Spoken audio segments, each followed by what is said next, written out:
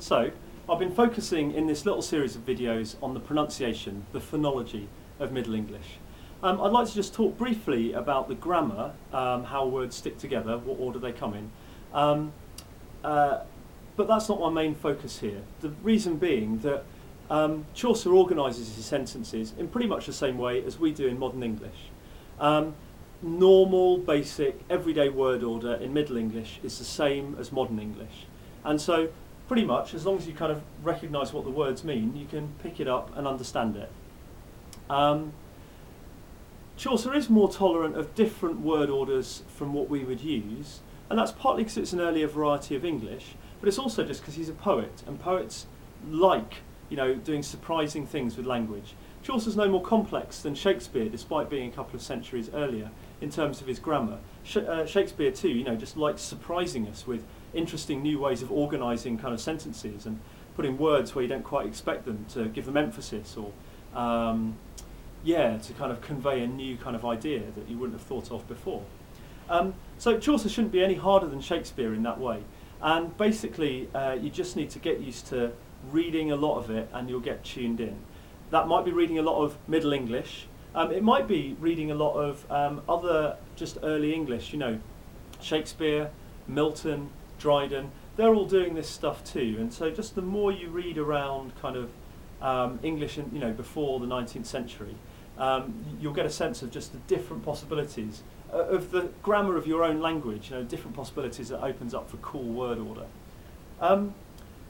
Chaucer does have quite a lot of word endings that we don't have now. So he will have verb endings, for example, like runneth, runs, where you've got eth on the end for a third person singular verb. Or thou dost, thou or you do. Thou dost, where you've got st on the end of a second person singular verb. And some of that will be familiar from Shakespeare as well. So Chaucer's got that going on, but that's not usually the main bearer of meaning. You can rely on word order for understanding how a sentence works, just like you do in modern English. There are occasional bits where those word endings are actually quite important for understanding the sense, but they're so rare that you don't really need to worry about it at this level. And if you've got a teacher who's helping you through Middle English, they should point out, any really important, this is a subjunctive, this means that the guy's not certain about what he's saying, kind of stuff. On the whole, don't worry. But if it's a bit confusing, you've just got to kind of read. You've got to read early English, and eventually you'll just get used to the possibilities that the language has. And who knows, you might start deploying some of them yourself. There is one point of grammar, though, that I do really want to talk about, because it's kind of important, but it's really useful if you're going to try and do any interesting analyses of Middle English poetry, or Shakespeare, or Milton, or anyone up to about the mid-18th century or something like that.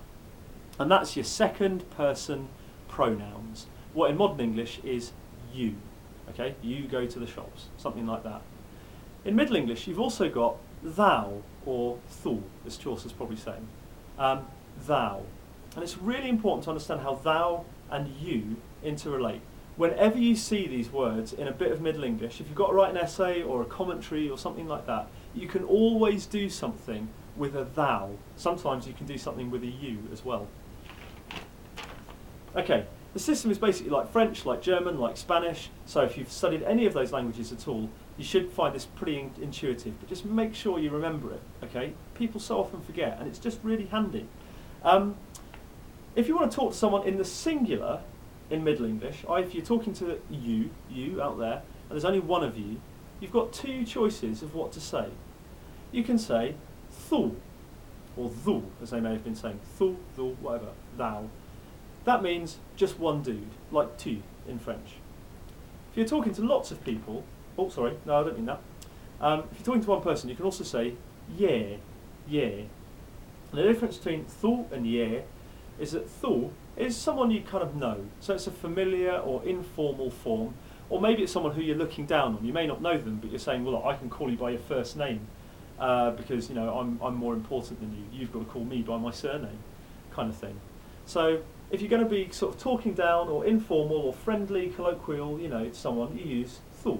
If you're going to be formal and posh, you can use yeah, the plural, even though you're only talking to one person. I've got the other forms of these words here. So thou and yeah are the forms they have when they're doing the verb. There and you are the forms that you have when the verb is being done to them. So, thou cometh here. Thou comest here. That was embarrassing. Thou comest here. Thou comest here. But it might be ich sloch the. I killed thee. I killed thee. So you would say ich sloch thu. Ich sloch the. Ich sloch you. If I killed lots of you, lots of people out there. But the bottom line is thu. If there's only one of you, familiar, colloquial, looking down on someone perhaps if you don't know them. Ye, formal, polite. In the plural, it's the same for both. So if you're talking to lots of people, you've got no choice. You can't be formal or informal, polite or impolite. It's always the same. But if there's just one person, you can do interesting kind of sociolinguistic analyses with whether you're kind of using the polite form or the impolite form, or if you prefer the kind of formal or informal form.